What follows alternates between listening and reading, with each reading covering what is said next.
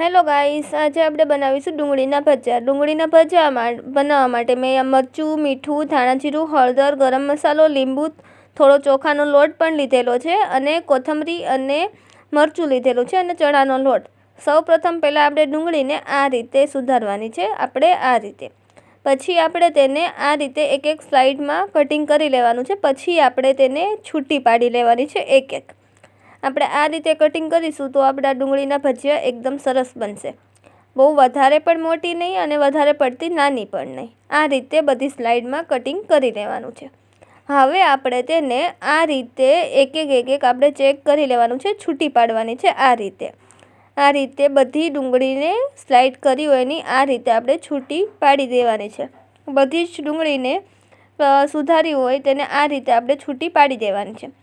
પછી આપણે ખાસ ધ્યાન રાખવાનું છે, વધારે જાડી પણ સ્લાઇડ નહીં કરવાની અને પતલી પણ નહીં, મીડિયમ રાખવાની છે.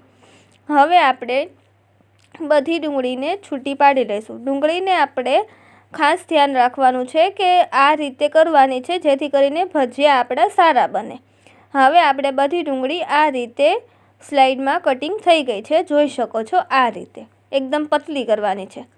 હવે આપણે આ રીતે તૈયાર થઈ ગઈ છે એટલે હવે તેની અંદર આપણે સૌપ્રથમ હવે મરચું લીધેલું છે તો મરચાંને પણ આ રીતે કટિંગ કરવાનું છે. મેં અહીંયા લીલા ધાણાને કટિંગ કરી લીધા છે, ઝીણું ઝીણું કટિંગ કરવાનું છે જેથી કરીને ટેસ્ટ સારો આવે. હવે આપણે તેની અંદર આપણે જો લીલી ડુંગળી એડ કરવા માગતો તો તે પણ કરી શકો છો. હવે આપણે મરચીને આ રીતે કટિંગ કરી લેવાનું છે. જો તમે વધારે તીખું ખાતા હોય તો તમે 2 મરચી પણ એડ કરી શકો છો.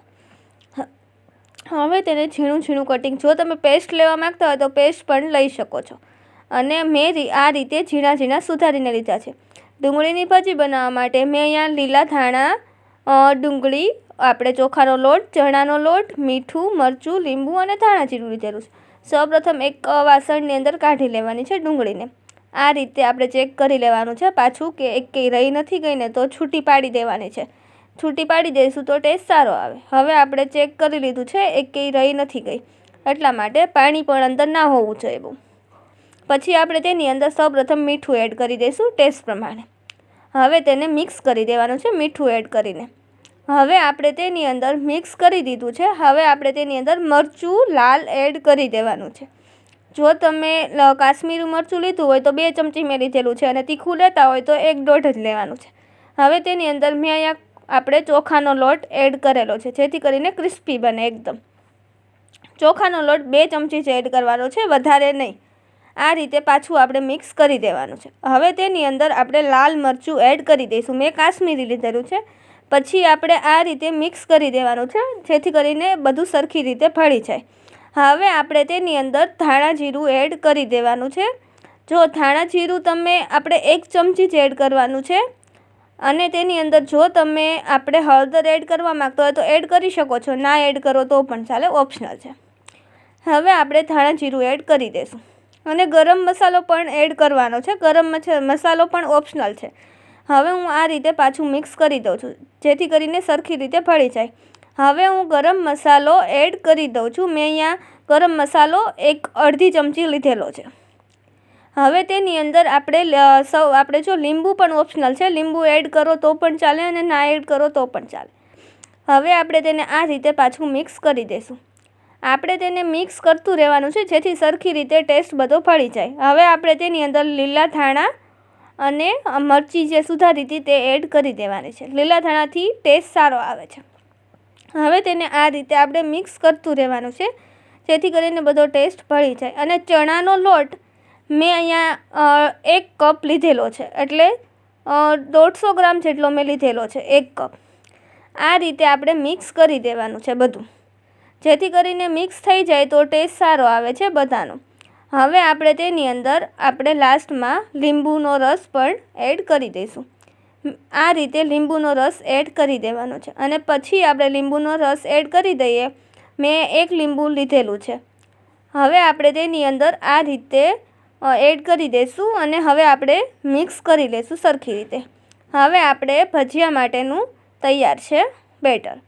હવે આપણે તેને આ રીતે મિક્સ કરી દીધું, જોઈ શકો છો તમે. કડક રાખવાનું છે, ઢીલું નથી રાખવાનું. કડક રાખશો તો ભજી આપણી એકદમ સરસ બનશે અને ક્રિસ્પી થશે. પછી આપણે સાઈડમાં તેલ મૂકી જ દેવાનું છે, જેથી કરીને આપણો લોટ ઢીલો ના થઈ જાય.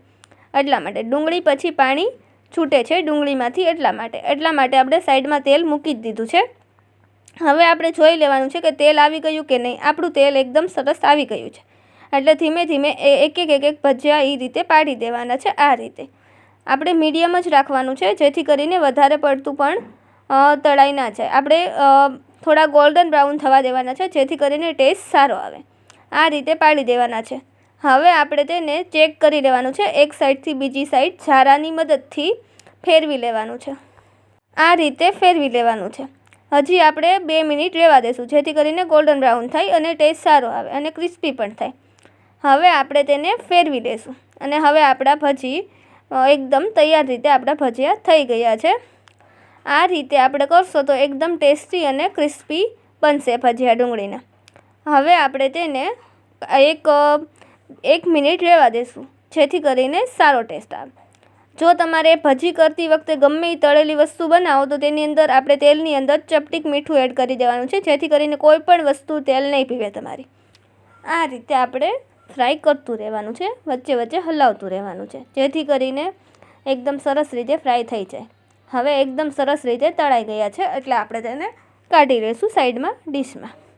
હવે આપણી ડુંગળીના ભજીયા એકદમ સરસ રીતે તૈયાર થઈ ગયા છે. આ ચેનલને લાઇક કરો, શેર કરો એન્ડ સબસ્ક્રાઈબ.